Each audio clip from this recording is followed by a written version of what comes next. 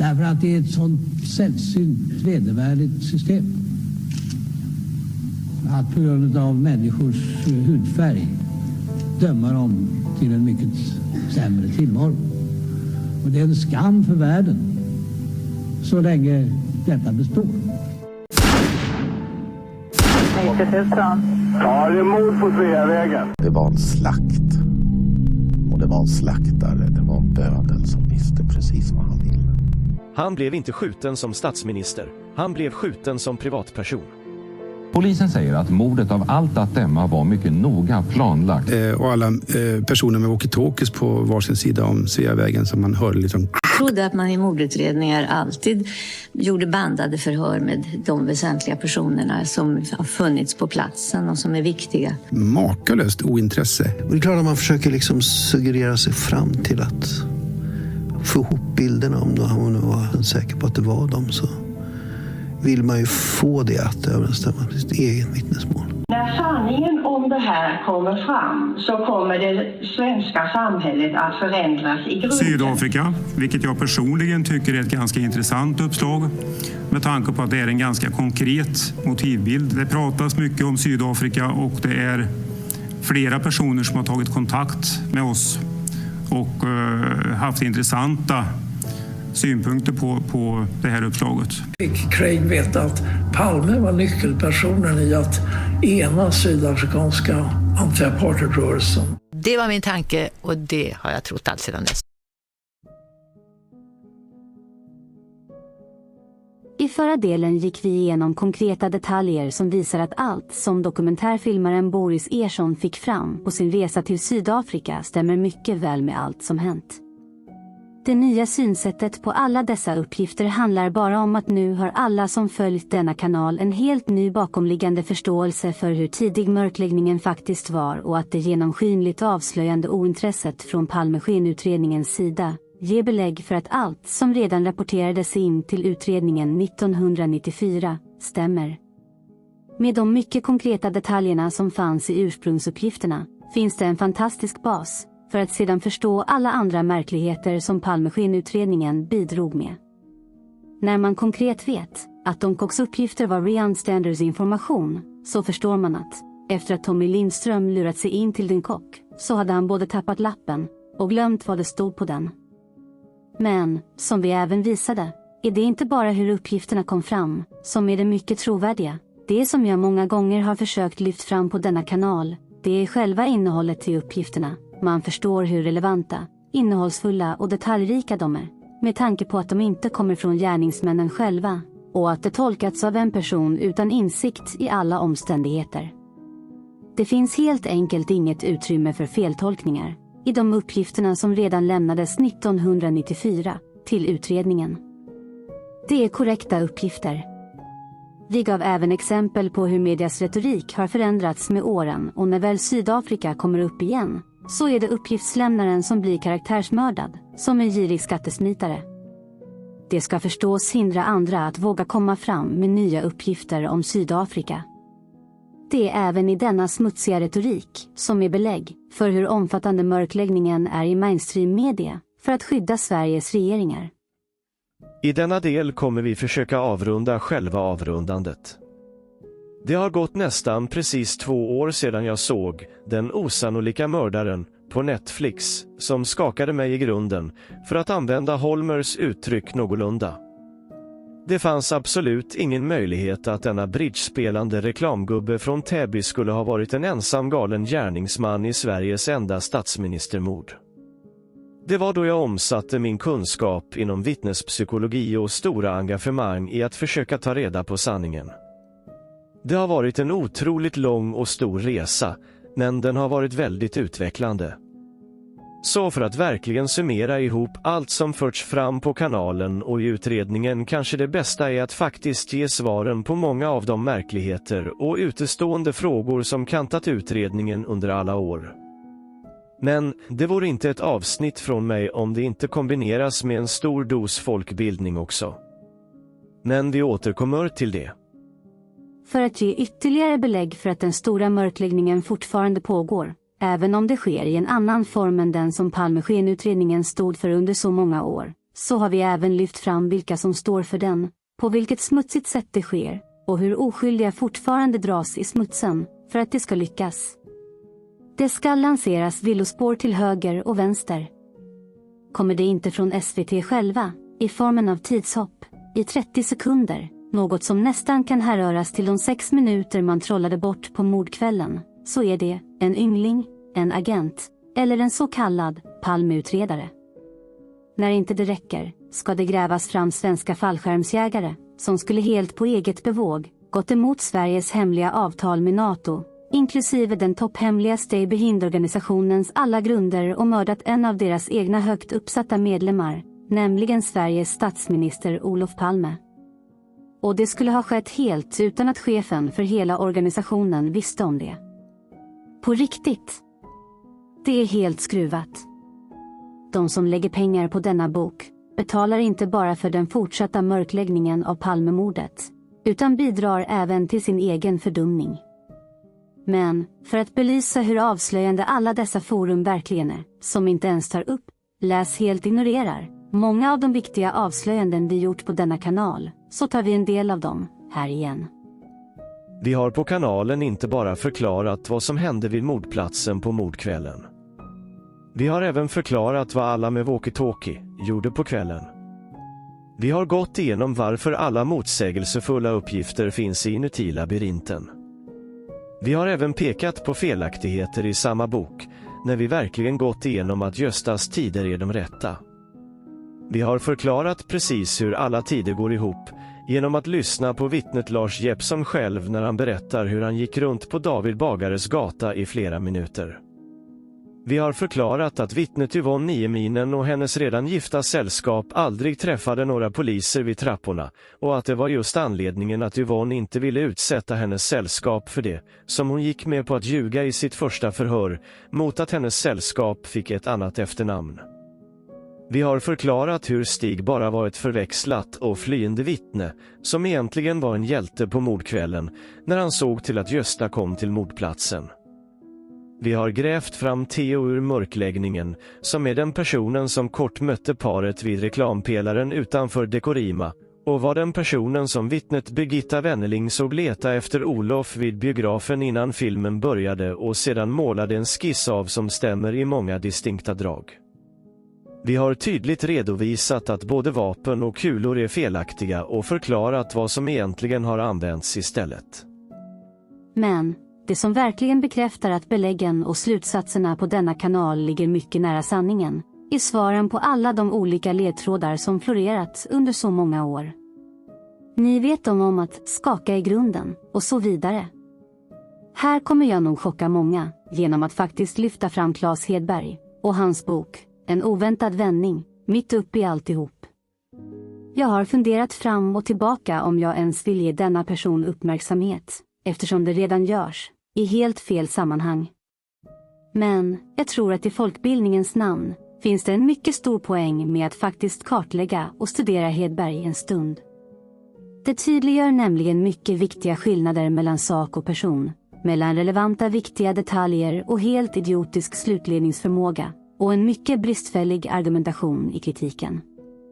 Det finns även ett mycket tydligt händelseförlopp som Hedberg själv redovisar, som förklarar hur illa det verkligen kan gå, när man inte håller sig inom rimlighetens gränser, och inte använder sig av redan vetenskaplig beprövad kunskap som grund. Som jag redan talat om för Hedberg själv, om än i ett uppskruvat tonläge, eftersom det är svårt att få kontakt med honom annars, så har jag inte ifrågasatt många av hans uppgifter i hans bok. Det är de helt idiotiska slutsatserna som jag kritiserat. Det är de fruktansvärda påhoppen på vittnen och hederliga poliskommissarier som jag har påtalat att han gör sig skyldig till när han försöker skohorna in sin sjuka teatermordsteori. Att Hedberg, på kuppen, även smutskastar Olof Palme på ett mycket cyniskt och fruktansvärt sätt, som det inte finns några belägg för, bara för att han ska få ihop sina sjuka teorier, då gör det bara hela saken ännu värre. Så för att förstå hur en person kan gå från så välgrundade och högst relevanta uppgifter till helt sjuka slutsatser behöver man bilda sig en uppfattning om hur det har gått till. Det råder ingen tvekan om att Hedberg varit en ambitiös och engagerad person i samband med sitt grävande. Han har kontaktat vittnen, haft diskussioner med olika personer inom Palmeskenutredningen. Hedberg har en bok full av insamlat material som bara i sig skulle kunna ta lätt in honom på rätt spår om han bara hade haft rätt kunskap att tolka innehållet och att försöka förstå de bakomliggande motiven. Jag är övertygad om att den dagen Hedberg väl förstår vad sanningen och motivet bakom mörkläggningen faktiskt är, så kommer Hedberg få det absolut tuffaste uppvaknandet av alla. Han har nämligen haft nästan alla ledtrådar framför sig hela tiden och ändå gått så fel. För att kort förstå hur illa det kan gå är det bara gräva i Hedbergs egna uppgifter i samma bok, med reservation för någon feltolkning av Hedbergs uppgifter. Det är nämligen Hedbergs kompanjon Hall som är inblandad i de högst relevanta vittnesmålen med finskorna som blossar upp 1992 på en Finlandsbåt. Medan det är Hedberg som får kontakt med Conny 1992 som berättar om den enarmade Lennart, som Hedberg och Conny lägger otroligt fokus på, och till och med får vittnet Yvonne att belägga med att det var Palmeutredarna som tvingade henne att säga att mannen skulle hållit handledsväskan med vänster hand. Bara här borde Hedberg ha funderat över sin teori, eftersom det är svårt för en person att stoppa ner något i en väska med bara en hand.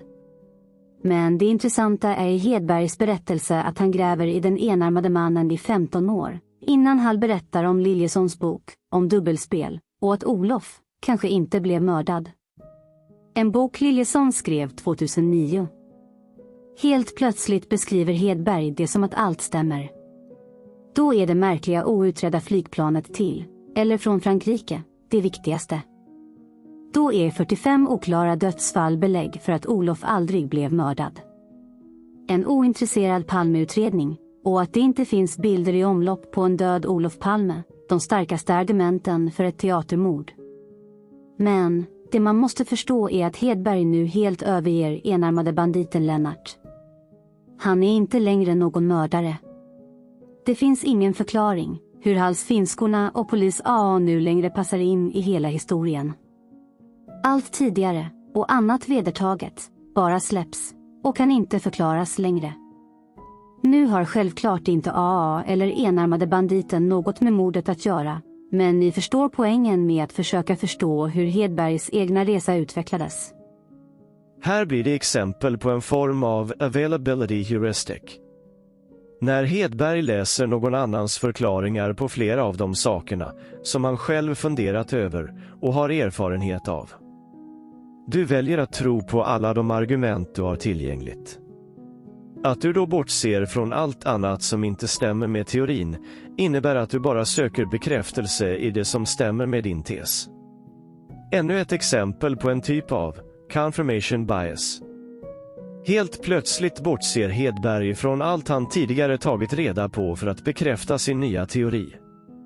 Det som är så allvarligt och som jag försökt lyfta fram för att väcka Hedberg ur sin bubbla är att i den vevan så börjar han även anklaga personer som han egentligen hyllar på ett fruktansvärt smutsigt sätt. Att hylla poliskommissarien Gösta Söderström i början, samtidigt som han i sina slutsatser anklagar Gösta för att inte ha identifierat en död Olof Palme och hans hustru Lisbeth vid mordplatsen på mordkvällen. Och att Gösta, under i hovrätten, skulle ha fortsatt att ljuga om hur han verkligen säkerställde detta innan han kontaktade polisens sambandscentral för att meddela att det är statsministern som är offret. Som gjorde honom så chockad själv som han öppenhjärtigt erkänt. Det som verkligen avslöjar Hedberg undvikande beteende och tydliggör hur svårt Hedberg har av att ta till sig, av att han faktiskt borde ha bekräftat alla hans tidigare belägg i den nya teorin han blev pådyvlad, är att när jag uttryckligen tydliggör detta för honom, så vänder han tillbaka det med att det finns inget foto på en död Olof. Det här sätter fingret på hela problemet. Hedberg måste till varje pris försvara hela sin bok och de sjukliga slutsatserna han drar utan att ens överväga den sakliga kritiken. Det är det som förstör för honom själv i alla de mycket relevanta uppgifterna i boken som är bra sammanställda. Jag kommer därför att lyfta fram några av de detaljer som Hedberg borde ha använt sig av för att komma vidare, och på vilket sätt han hade kunnat löst mordet. Nu har det tyvärr gått så långt att det inte ens verkar finnas någon hemma längre. Ni som har någon kontakt med Hedberg kanske kan försöka förmedla detta för honom. Eller som Hedberg nyligen själv avslöjar, att han faktiskt inte har någon koll på något, när han helt plötsligt accepterar att Viktor Gunnarsson skulle kunna vara inblandad. Eller att ljudförvrängaren Matte verkar kunna ljudförvränga fram något på banden. Det är det ihållande, okritiska ryggdunkandet som tyvärr avslöjar alla som inte har en förmåga att skilja på detaljerade sakliga uppgifter och en person, eller ens ifrågasätta uppgifterna på ett helt grundläggande sätt. Om ljudförvrängaren skruvar fram alla möjliga gärningsmän på LAC-banden, kan man väl i alla fall ifrågasätta hur det skulle ha gått till. Om ljudförvrängaren då börjar skylla på spöken eller spöksignaler, tidsförskjutningar som förklarar ett händelseförlopp, bör man som normalbegåvad kritisk person börja dra öronen åt sig ordentligt. När ljudförvrängaren sedan skruvar fram killarna när ett vittne bara har pratat om en enda person, springandes upp för trapporna, i alla förhör, på alla andra ställen i intervjun, då vet man att allt är bara inbildning. Det är även här som Hedberg och alla andra som går på detta avslöjar sig. Man kan alltså vara stöttande mot personer som gräver i fallet, men samtidigt kritiskt granskande för att hjälpa. Det är nämligen då man får en uppfattning om hur mottaglig en person är för kritik, och därmed en uppfattning om hur trovärdiga personens uppgifter verkligen är. Så när Hedberg ger sig på samma vittne som Matte för att få ihop sin historia, där han premierar vittnet Yvonne-uppgifter, så hade det alltså bara räckt med att Hedberg, precis som jag, besökte närmaste bibliotek för att via befolkningsprogrammen förstå att Yvonnes sällskap var gift, med en gravid hustru hemma, och att det var därför efternamnet var ett annat i första förhöret. Att det är förklaringen till att Yvonne berättar för Hedberg att uppgifterna i hennes första förhör inte stämmer. Det stämmer inte heller att hon har träffat poliser, eftersom de inte kommer denna väg förrän cirka 9 minuter senare. Även Hedberg tar faktiskt upp Stay Behind i sin bok, och att Sven Aspling var chef 1986. Uppgiften att Aspling var den sista personen som Olof pratade med, via telefon, på mordkvällen, kanske hade kunnat vara en ledtråd till Hedberg. Det 10-åriga ointresset från polisens sida för Hedbergs uppgifter skulle kanske också ha varit en ledtråd. Här får nog även många fler ta sig en ordentlig funderare. Att vanliga poliser inte ens fick hjälpa till på mordnatten med sökandet av mördaren till landets statsminister. Är inte det en ledtråd? När hjälp kommer från Wiesbaden på stört, trots att svenska kunniga personer är villiga att hjälpa till, borde inte det vara en ledtråd? Att Wiesbaden är ett av NATOs högkvarter i Europa har väl varit känt länge, även i Hedbergs värld. Det finns nämligen ett stort värde i Hedbergs bok, i alla de insamlade uppgifterna från alla andra mycket duktiga och trovärdiga journalister och privatspanare. Det finns även uppgifter som Hedberg själv skaffat fram i sin jakt. Det är ingen tveksamhet om att Hedberg är både driven och ambitiös, även om det är på en grundläggande nivå.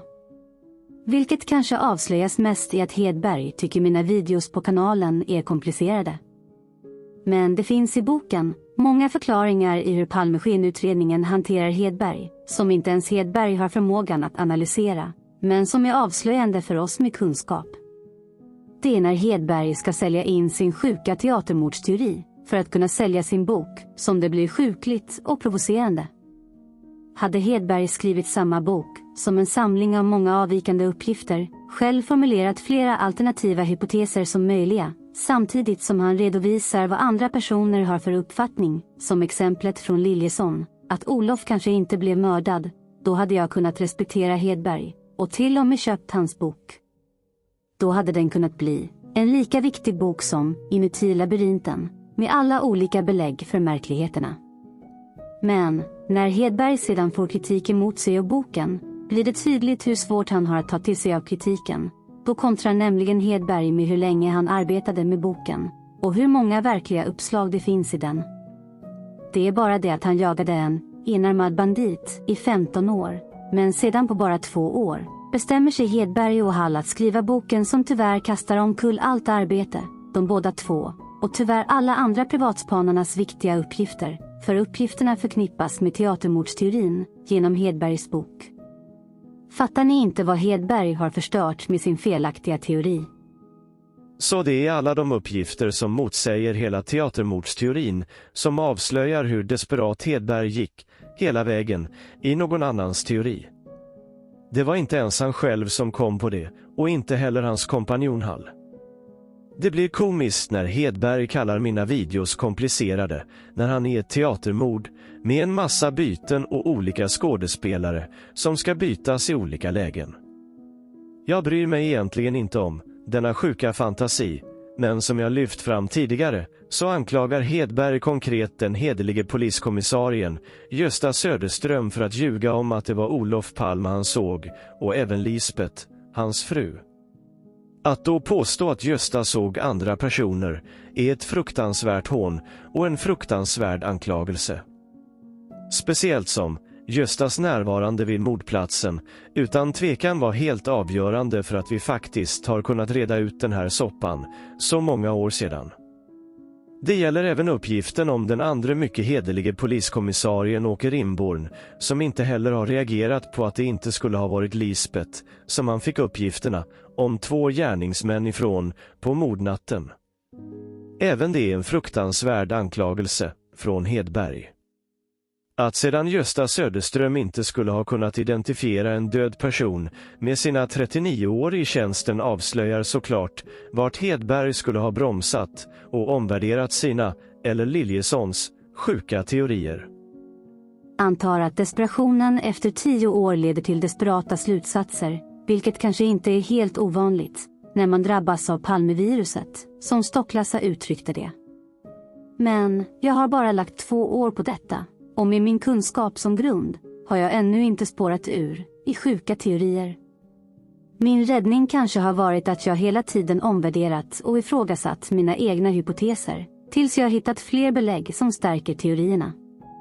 Sedan har jag varit öppen och transparent och tydlig med att jag efterfrågat kritik och granskningar, och så länge jag helt ignorerats eller stängts av eller fått hot om polisanmälningar av mörkläggare, så har jag verkligen fått bekräftelse för mina avslöjanden. För alla er som inte förstår vad jag menar om att ge andra möjligheten att framföra kritik, så hänvisar jag till kommentarerna på min kanal, där jag sakligt försöker redovisa mina belägg och samtidigt försöka förklara det som jag har misslyckats med att tydliggöra. Jag har även försökt få folk att förstå hur hjärntvättade vi alla blivit under en lång tid, och att det därför kan vara svårt att vara helt objektiv i att ta till sig av alla uppgifter. Ibland har jag haft ett något frustrerat tonfall, men ni får försöka förstå att jag har förstått saker i snart 2 år, och därför ligger lite före i omvändningen från hjärntvätten. Jag försöker ha tålamod med andra för att jag förstår det, men jag kämpar även med tiden att producera mer innehåll till andra. Hoppas att en viss form av distans och tid till det kan hjälpa till att rätta till det. Så följer man Hedbergs egna berättelse genom boken, så är han väldigt länge inne på att det faktiskt är ett mord, även om det skulle vara en ensam sjuk enarmad person. Här har Hedberg inga problem med att det är ett verkligt mord. Det är under en lång tid som han faktiskt lobbar hårt för det mot Palmeskenutredningen och flera vittnen. Men det är senare, gissningsvis i ren desperation, som han inte kommer längre, och det är då han får reda på sin teatermordsteori av Liljesson. Det är alltså inte Hedberg själv som kommit på detta, utan det är i sitt egna desperata sökande efter svar som han bara anammar den. Allt han sedan gör bekräftar bara hans teori. Det är därför som så dumma argument som att han inte sett en bild på en död Palme bekräftar att han inte skulle vara död. Det kan finnas 1000 andra skäl till varför denna inte visas upp. Det mest troliga, menar jag, är att man då skulle kunna se att det inte var en Magnum-revolver som gärningsmannen använde. Absolut är det märkligt om saker mörkas, men en icke-uppgift kan inte tas som bevis för någon så sjuk teori. Det är nämligen i Hedbergs insamlade uppgifter som många av ledtrådarna finns för att lösa hela Palmemordet. En väldigt stor fördel med att förstå det handlar om att verkligen veta vad som hänt. Hedberg höll på i över 15 år, säger han. Jag höll på i drygt 1 år, inklusive allt runt mordplatsen, och 1 år för att försöka förklara vad jag kommit fram till för andra. Så nu när jag har en rimlig uppfattning av vad som hänt, blir det så mycket lättare att förstå vart andra går fel. Det är därför jag tidigare kunnat avslöja hur Borgnäs och privatspanare har redovisat uppgifter om att de som tipsat dessa om att poliser kan vara inblandade har just varit höga polisbefäl. Det är i motivbilderna till hur informationen har kommit fram som avslöjar vilken vy och syn som personen har på saker. Vilken utgångspunkt. Ni kommer även ihåg det jag nämnde om att Stig Larsson jagade högerextrema svenskar för att ligga bakom mordet, därför att de var precis dessa personer som var hans stora intresse att kartlägga. Alla han pratade med hade också detta som intresse. Det är klart man då hittar konstigheter där man letar. Men, ännu en gång. Hjälten Boris gjorde det enda rätta. Han åkte ner till Sydafrika och nyfiket ställde frågor för att förstå och lära sig. Utan några som helst förutfattade meningar. Det är därför det blir så bra och så rätt. Skulle det vara intressant att jag med min kunskap och insikt i materialet och det verkliga händelseförloppet analyserar andra personer som har varit inblandade i och omkring fallet, får ni gärna kommentera det och ge förslag på vem det skulle gälla. Men jag kommer absolut inte köpa någon bok av någon mörkläggare. Där går gränsen. Jag betalar inte för den fortsatta mörkläggningen och hjärntvätten. Men för att återgå till innehållet i Hedbergs bok och egna kompletteringar med det som verkligen är relevant för att ha kunnat lösa fallet, så kommer här mina förklaringar som belägger motiven för dessa uppgifter. Det går nämligen inte att diskutera det verkliga händelseförloppet innan alla förstår att det är det som gäller. Det är när man faktiskt förklarar att det varit en skenutredning under hela tiden som de flesta polletter trillar ner på folk. Det är när man förstår att Mårtens förhör på mordnatten, bara timmar efter mordet, aldrig har utspelats som det beskrivs, eller som de senare påstår, vilket visar sig i analyserna av händelseförloppet. Men det är i och med detta avsiktliga utpekande av den första syndabocken som man förstår att mörkläggarna aldrig ens kan behandla detta känsliga ämne. Inte ens uttala sig om bilden mellan Theo och grannmannen. Skulle de göra det, så lyfts en debatt fram som bara kommer att dumförklara och tydliggöra det uppenbara ännu mer i att bilden stämmer mycket väl med verkligheten. Det är till och med just i ignoransen att faktiskt lyfta relevanta frågeställningar vi avslöjat på kanalen. Man även finner beläggen för att mörkläggningen fortfarande pågår i de flesta tillgängliga forum. Alla som nu har en möjlighet att bättre förstå bakgrunden och kan gå tillbaka och titta på alla fantastiska program som Norra Magasinet och Striptease som finns på nätet, vad motivet är till alla dessa pinsamma bortförklaringar och avsiktliga utpekanden. Det är nämligen här som det också finns mycket rimliga förklaringar på alla de citat som florerat och omgärdat skenutredningen genom åren. Här tänkte jag i alla fall gå igenom hur jag idag ser på dessa.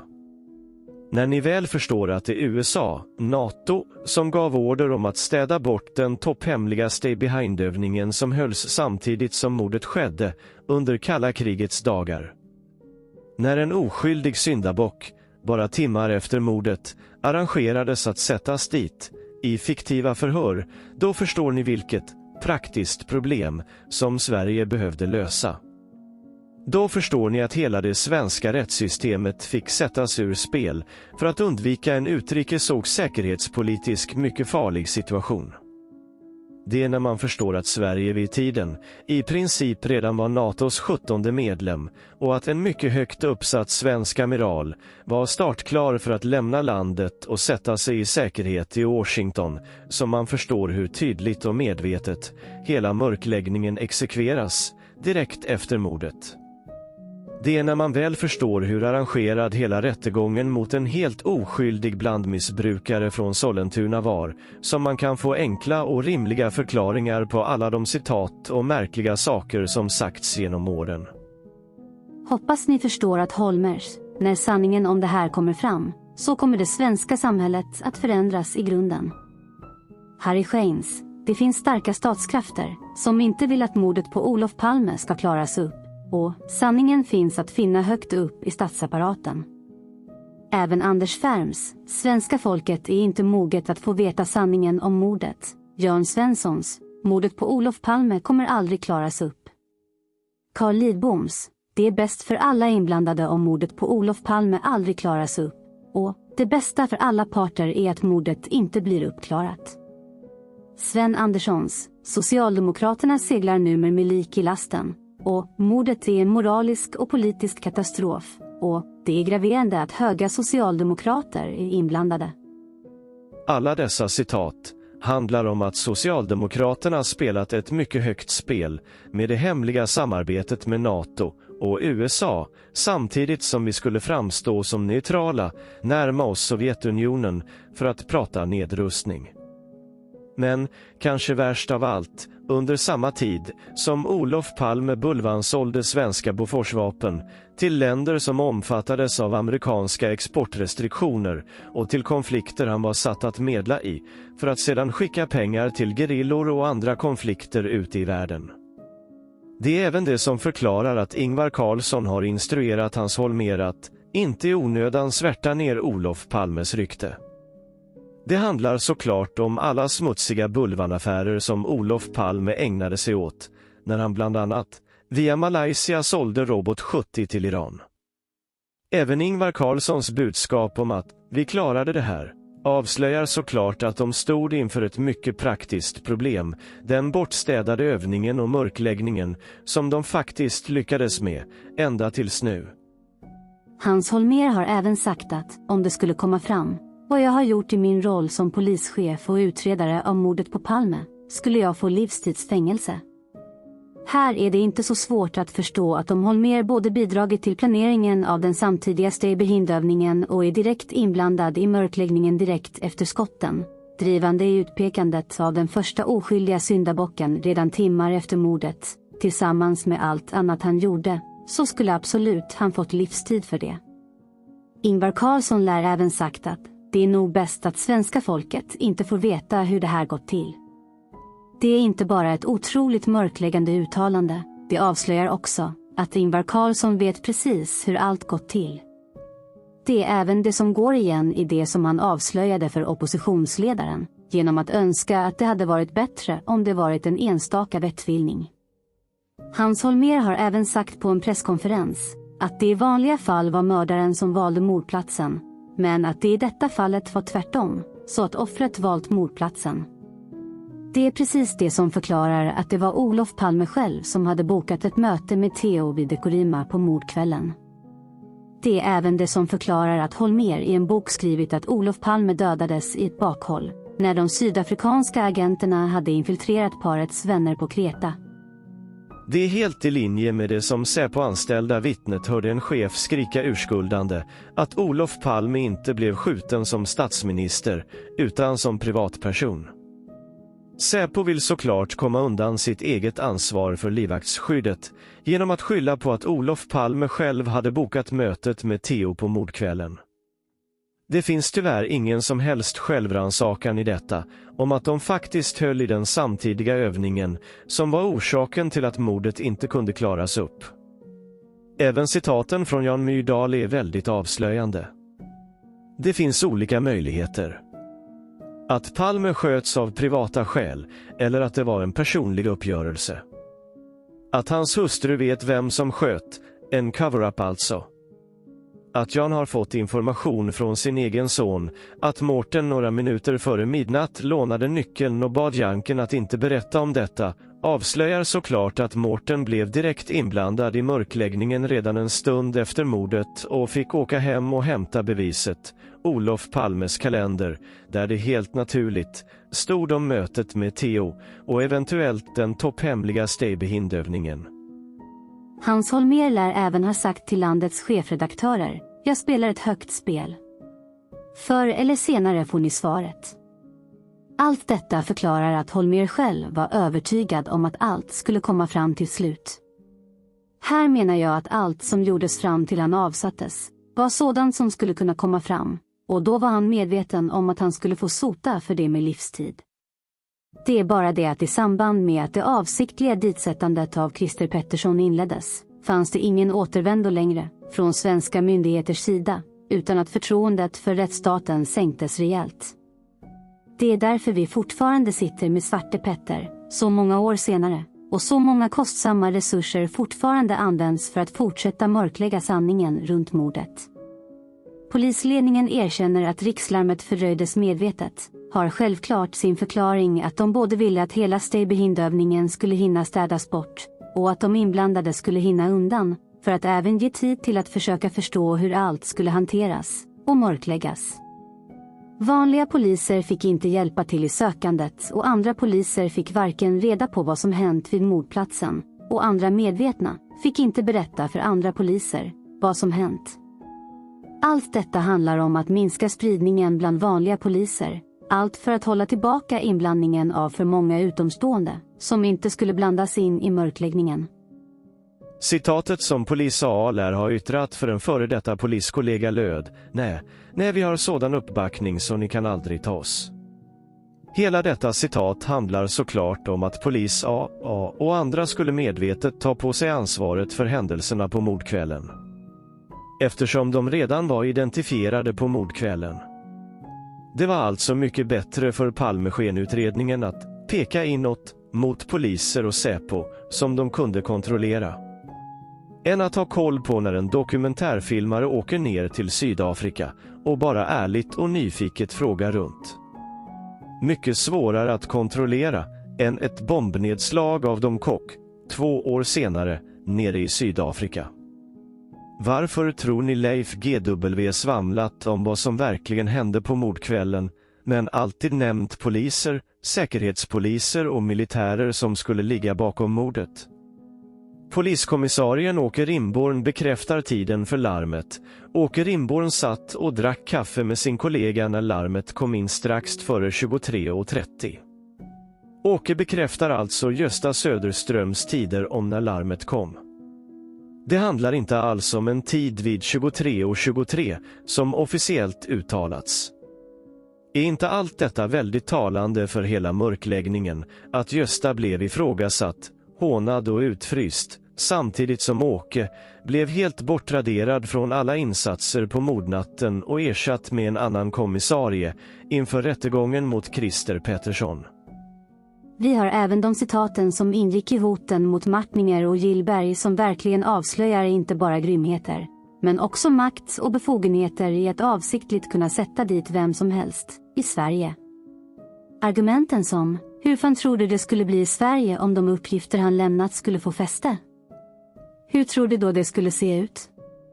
Vem skulle då betrakta Sverige som en rättsstat? För din egen skull och för Sveriges skull. Vill du att Sverige fortfarande ska vara ett bra land att leva i, en rättsstat och ett land där vi inte har några fattiga? Då måste du hjälpa till så att den verkliga sanningen inte kommer fram. Det som hände var en engångsföreteelse och därför måste det döljas. Jobba i den riktningen så ska vi se till att du får stöd. Ibland är det absolut nödvändigt att inte sanningen kommer fram. I det här fallet hade sanningen skadat Sverige och Sveriges anseende i hela världen och inte minst tilltron till svenska myndigheter. Skador som vårt land skulle fått leva med i århundraden. Sanningen stjälper ibland mer än den hjälper, något som du aldrig lärt dig. Jarl Hjalmarsson och Gösta Bohman som du samarbetade med i den här frågan var likadana. De hade en nästan sjuklig läggning att sanningen alltid måste fram. Din rent tvångsmässiga ambition att alltid försöka plocka fram sanningen i alla lägen kan ofta ställa till stora skador. Men det var straffet du skulle ha för ditt jävla forskande, och det kommer bli mer om du inte lägger av. Din bil kan få sig ytterligare en omgång. Och Gillberg har en del att vänta också om han inte lyssnar på oss. Han har ju också bilar som till exempel kan få dåliga bromsar. Dessa citat behöver knappt förklaras mer. Det är fruktansvärt att något sådant förekommit i Sverige. Det här hände 2009. För bara 14 år sedan. Även om vi nu har fördjupat oss lite mer i Hedbergs resa, så finns det väldigt många andra som också har haft samma utgångspunkter i alla de citaten och märkligheter som omgärdat utredningen. Vi har helt ovärderliga viktiga bidragstagare som även de har gått fel i sina slutsatser med tidiga ärliga ambitioner som Borgnäs, Söderström, Ahner, Krantz med mera. Men det viktiga är att då försöka förstå vad de har gått vilse och hur man kan utvecklas att inte göra det igen. Här är en stor avsaknad av självkritik och självrannsakan. Om den är helt unik för Palmemordskretsar hade varit intressant att studera vidare kring. Hoppas i alla fall att, när sanningen väl kommer ut, att det då kommer finnas stora möjligheter för utveckling hos många. Men det är en sanslös mobb där ute, där personer i sin desperation går alldeles för långt i vad de skriver. Och frågan är hur de kommer att må när väl insikten att allt kring mordet redan fanns framme. Och har funnits framme i 27 år. Det är bara ingen som har förstått bakgrunden till mörkläggningen för den kunskapen i vittnespsykologi tillämpades på materialet. Man kan i alla fall konstatera att det finns kraftiga utvecklingsmöjligheter i den självrannsakan som måste till i kretsarna. Det finns ärligt sökande, vilsna personer som har ungefär samma utgångspunkt. Sedan efter lång tid blir de desperata och börjar inbilla sig vad som helst. Eller börjar hacka på andra istället för att gräva själva och föra en saklig debatt. Helt slutar hänvisa till material de ens grundar sina påståenden på. Är det verkligen ingen annan som ens reflekterar över vilken obelagd dynga som hela tiden dyker upp? Att vi från officiellt håll har flera olika personer utpekade för mordet. Trots att de båda huvudutpekade aldrig haft möjlighet att göra det. Även om mörkläggarna ignorerar, vilket är fegt, men förståeligt, är det svårare att förstå dem som själva har sökt sanningen under så många år. Varför säger inte Puutiainens någonting om allt som vi lyfter fram på kanalen? Självklart ska de ha uppskattning för allt de grävde fram, men de hävdade fortfarande att Gösta Söderströms tid är felaktig. Det har orsakat många utmaningar i att övertyga andra om det i olika forum. Varför kan inte bröderna rakryggat stå upp för sanningen när de haft fel om en mycket viktig avgörande detalj? Tyvärr har ju Gunnar Wall använt just brödernas referenstid för att smutskasta Gösta, vilket skulle hindras om bröderna bara kunde erkänna sitt misstag. Varför kan inte Olle Minell, som grävt i Palmemordet en stor del av sitt liv och lyft fram många viktiga saker i flera sammanhang, ens kommentera uppgifterna eller i alla fall tacka för att han faktiskt fick svar till slut? Eller handlar Minells tystnad om att han bara jagade, så länge det handlade om högerorienterade poliser som skulle kunna ligga bakom mordet? Är det därför det är tyst nu, när det var regerande socialdemokrater som bedrog folket på alla möjliga olika sätt i samband med mordet? Som många ser, så har många av citaten redan florerat i privatspanarsammanhang. Det är slutsatserna av dessa som gör att mer vilsna sanningssökare, som via sina sjuka slutsatser om teatermord, har förstört mycket genom åren för att sälja sina böcker och förvilla folket ännu mer. Detta har jag direkt förklarat för dessa personer. Att många av de belägg de samlat in har verkligen substans och mycket rimliga förklaringar, vilket jag även nu vill lyfta fram, därför att till och med dessa personer ska förstå hur fel de hamnade i sina slutsatser, trots att de hade all denna information att tillgå. Men det är inte bara Hedberg som behöver ta sig en riktig funderare på varför inte sanningen har kommit fram tidigare. Varför har många blivit så lätt duperade av den smutsiga retoriken som förs fram i podden? Varför köper man Gunnar Walls ord rakt av, bara för att han är påläst i materialet? Här finns det stora möjligheter för många att ta till sig av kritiken. Så, svälj stoltheten av att sanningen fanns framför er. Det var bara kunskapen och engagemanget som var skillnaden. För det är som allra tydligast, när alla dessa avslöjanden som redovisats på denna kanal helt ignoreras totalt, i alla de forum som ger sken av att försöka lösa Palmemordet. Istället blir jag avstängd från Gunnars blogg när jag vill publicera en bild på Theo och grandmannen. Jag blir avstängd en andra gång när jag utmanar den trio som gör allt för att smutskasta Björkdal och Stocklassa, trots att de bibehåller intresset för Palmemordet utomlands och lyfter fram de verkliga sydafrikanska gärningsmännen, även om detaljer och slutsatser är helt felaktiga. Sedan blir jag hotad om polisanmälningar vid flera tillfällen av en POTS programledare för att jag lyfter fram hur fruktansvärt smutsigt han betett sig när han målar ut vittnen som giriga och inbillade sjuka eller mytomaner, eftersom deras uppgifter inte stämmer med vad som står i Palmeskenutredningsmaterialet. Nu måste ni förstå varför allt ignoreras. Det går inte att ta en diskussion om alla avslöjanden på denna kanal utan att lyfta fram sanningen. Det är därför som desinformation och undvikande är den enda vägen för mörkläggarna. Alla mycket konkreta sanningar om vilka som var gärningsmännen bakom mordet har nämligen redan visats i TV 1996 av den fantastiske Boris Ersson. Som ni märkt av hela denna resa i utredandet så stämmer verkligen Gandhis citat in väldigt bra på vad som hänt. Citatet om motståndare: först ignorerar de dig. Sedan skrattar de åt dig. Sedan krigar de mot dig. Sedan vinner du. Ignoransen kanske är det mest talande av att inte vilja ens diskutera Theo, grannmannen, mötet vid Dekorima, unika avvikande men relevanta detaljer i vittnesmålen. Manipulerade material från utredningen. Det förväxlade och flyende vittnet Stig Engströms egentliga förehavande på mordkvällen. Det enkla, ointresserade, men det avslöjande bortviftandet av att de bara inte tror på det. Eller ingen idé att diskutera något med mig. Skrattet kanske bäst beskrivs av hånen av mina videos som ren underhållning och sömnmedel, att jag ser gröna gubbar i materialet, uppmanas till uppsöka läkarvård för mina uppenbara inbildningar. Kriget kännetecknas av alla hot om polisanmälningar. Hot om att anklaga vittnen. Hot om att anklaga mörkläggare. Alla idiotförklaringar jag fått erfara under resans gång. Alla uppmaningar att radera information eller ogrundade avstängningar från olika Palmemordsforum. Rena mobbtendenser när man sprider ogrundad information för att skapa medhåll från kritiska personer. Alldeles för få visningar på mina videos på kanalen.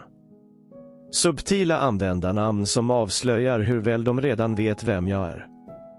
Att till slut vinna handlar i detta fall om att det är vittnena och andra oskyldigt indragna som ska vinna sin rättmätiga upprättelse, äntligen. Jag hoppas även att i folkbildningssyfte förmedla vilken fantastisk kunskap som vittnes- och rättspsykologi faktiskt är i samband med brottsutredande. Att det även går att enkelt tillämpa på vilsna privatspanare som borde ha tillämpat ett mer empiriskt förhållningssätt till sina relevanta uppgifter. Istället för att sälja böcker med sjuka slutsatser och med rena kvällstidningsrubriksargument. Med kunskapen, tillsammans med rätt och riktig förhörsteknik och många metoder och verktyg som redan finns och tillämpas runt om i världen, kan man komma hela vägen när det gäller att lyfta fram sanningen. Jag hoppas verkligen att respekten för kunskapen har fått se ett ordentligt upplyft hos de som följt alla videos på kanalen. Men självklart finns det fortfarande många detaljer att reda ut. Det finns absolut felaktiga antaganden även i denna utredning. Det finns detaljer som behöver ännu fler belägg för att kunna anses som säkerställda. Jag menar att vi i alla fall kan försöka hjälpas åt med att arbeta med det. Det finns behov av otroligt mycket hjälp från alla som kan hjälpa till och bidra med det man kan och har möjlighet till. Vi skulle rent teoretiskt kunna vara ett stort gäng som hjälps åt med detta.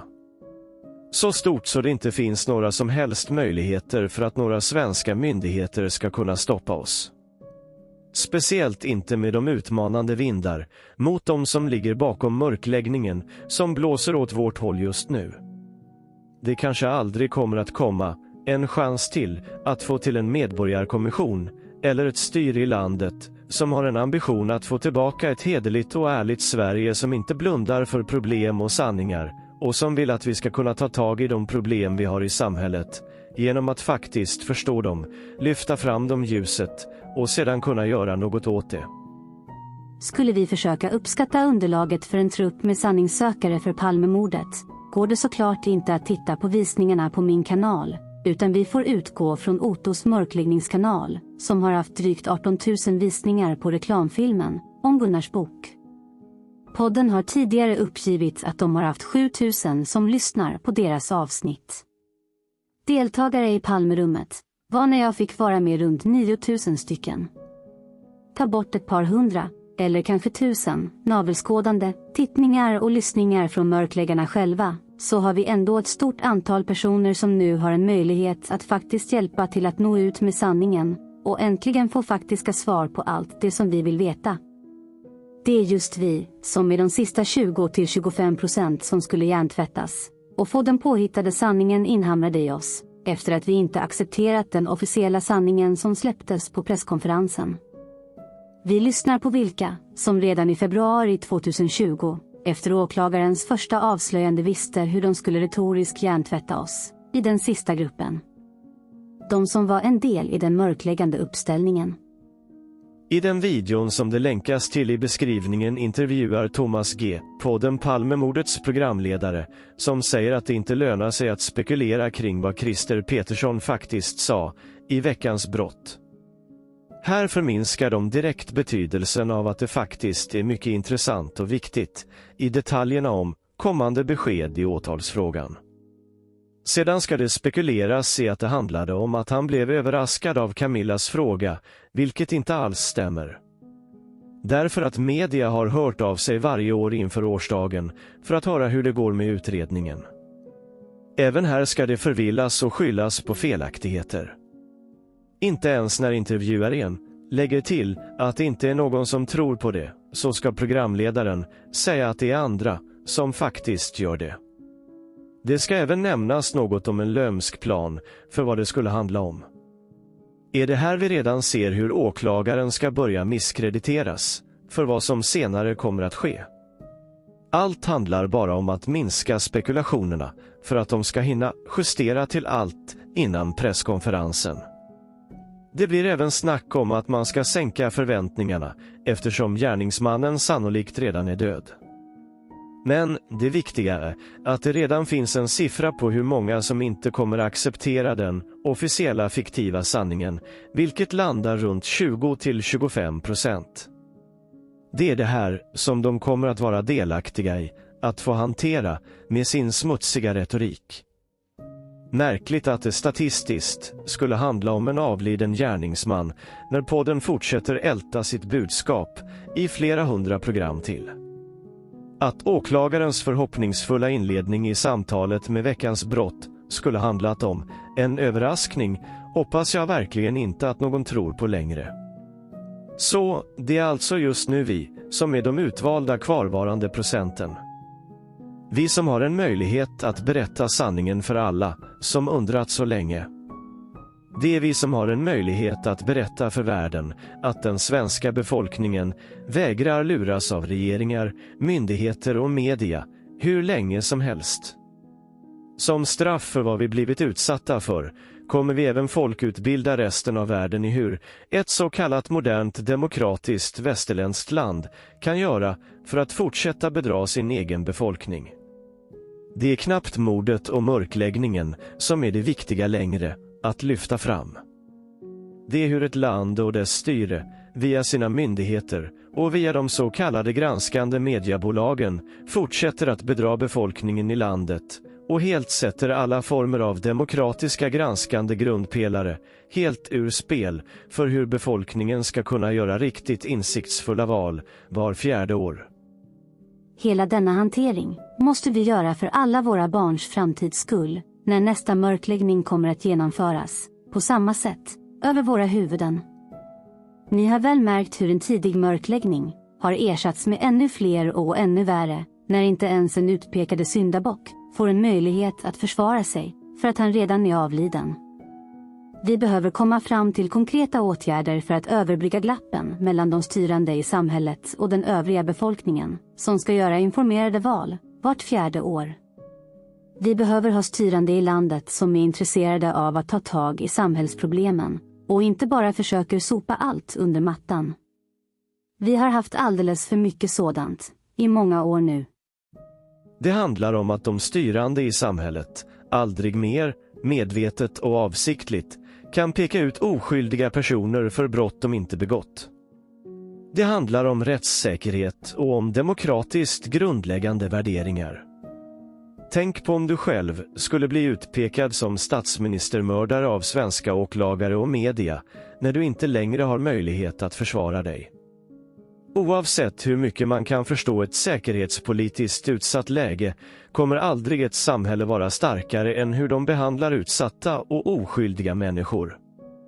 Det finns ingen ursäkt för det.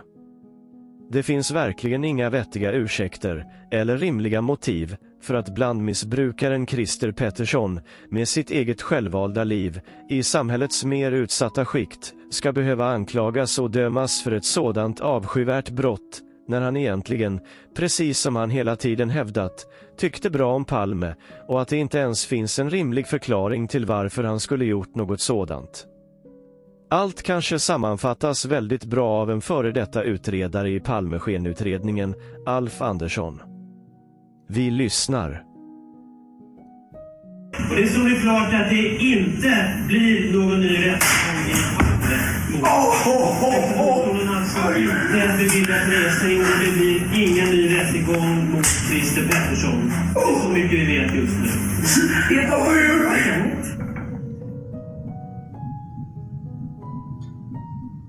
Högsta domstolen avslog resningsansökan. De 5 domarna i domstolen var eniga. Man fann att de nya uppgifterna var alltför osäkra. Eller alltför gamla. Några var dessutom motstridiga sinsemellan och stämde inte in på tidigare vittnens berättelser.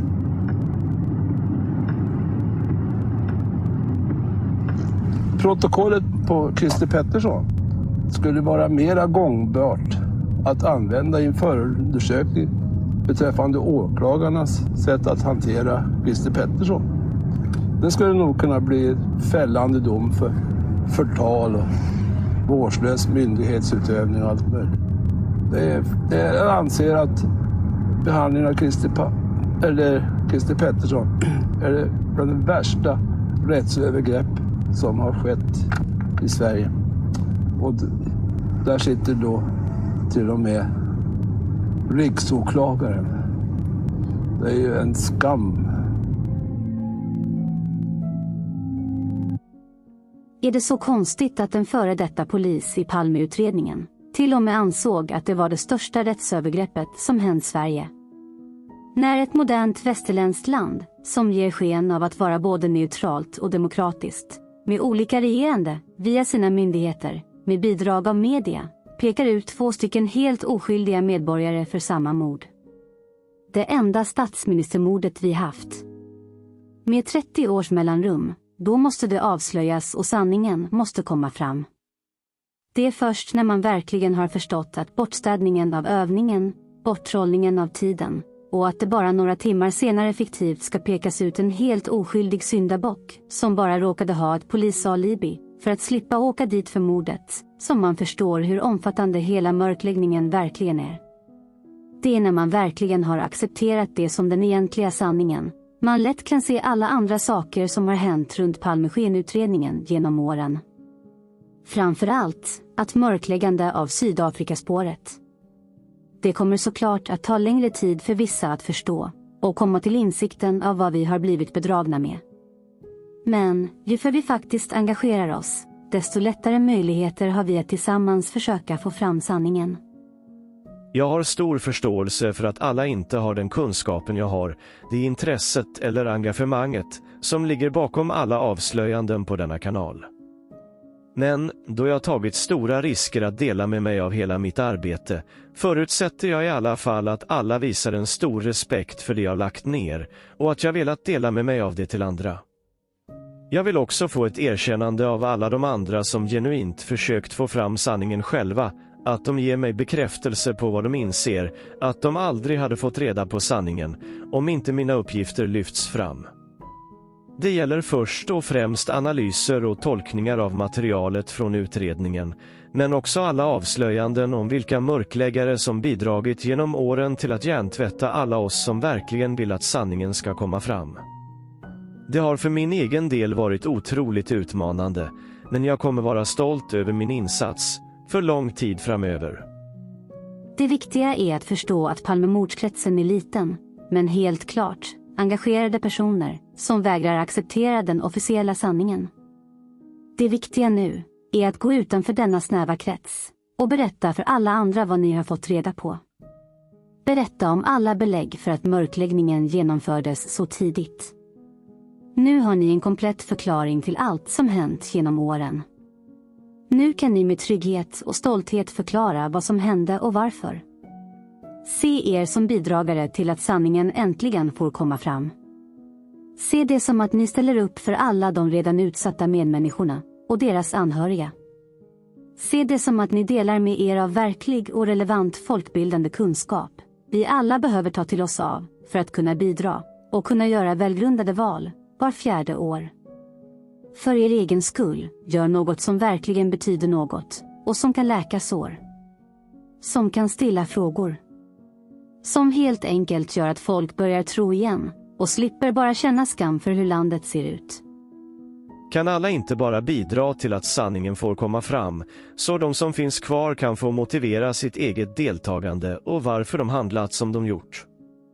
Åtminstone för deras egen skull. Det finns säkerligen många som skulle vilja få ro i själen och berätta öppet om sina livsval efter det. Om inte annat för sina släkt och vänner som kommer att få reda på sanningen en dag och då bara kunna dra sina egna slutsatser eller köpa dem som andra på för dem. Är det inte bättre att vi får ett verkligt och faktabaserat underlag för att lära oss inför framtiden och att vi kan bli ett stolt land igen med en tvättad byk? Jag är övertygad om att om Olof hade fått vetskap om detta hanterande av en styrande regim i ett annat land i världen, så hade han känt samma skam för världen för vilken hjärntvätt och bedrägeri en befolkning i ett land har utsatts för. Frågan är om inte någon form av fysisk tortyr hade varit lättare att läka ifrån. Hoppas som avslutning att Olofs egna ord får eka ut över världen ännu en gång för att vi ska kunna samarbeta vidare framöver. Är det bland de värsta rättsövergrepp som har skett i Sverige. Och där sitter då till och med riksåklagaren. Det är ju en skam. Och det är en skam för världen så länge detta består.